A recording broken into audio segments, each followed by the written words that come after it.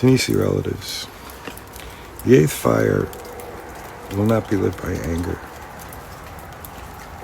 Anger can spark, but it cannot sustain. It will be lit by the nervous systems of adults who refuse to hand their children inherited fear. And sometimes inherited fear hides behind sacred language. It quotes protocol. It invokes elders. It defends the rules. But listen carefully. There's a difference between protocol and punishment. There's a difference between correction and humiliation. There's a difference between protecting tradition and protecting ego. Our old ones corrected people, but they did not devour them. They preserved ceremony, but they also preserved dignity. Tradition is not brittle. It's alive. And anything alive requires discernment. When we walk through life in a constant defensive posture, ready to guard, ready to accuse, we're not walking in a good way. To speak in a sacred manner is not to sound authoritative. It's to speak with humility. It's to let our tone match our teachings. It's to remember that the one in front of us also carries the sacred. Sacred speech is not sharp. It's clear. It does not humiliate. It restores balance.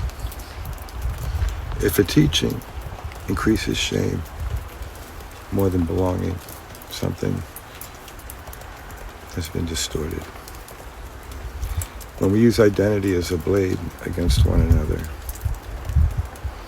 when we compete over who's more traditional, more ceremonial, more authorized, we're not tending the fire. We're feeding fear. Protocol matters, but so does love.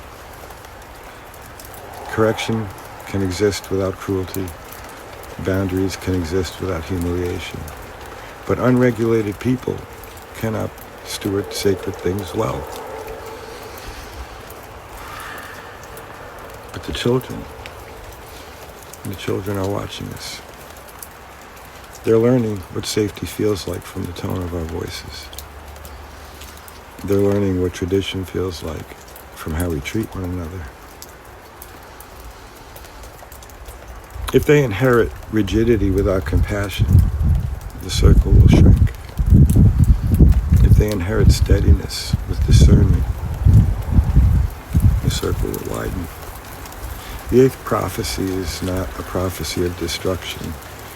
It's a practice of regulated hearts, a practice of embodied wisdom, a practice of allowing our actions to flow from the most sacred aspect of what we claim to believe. And when enough of us choose that, the next generation will inherit something much different. Not fear, but clarity.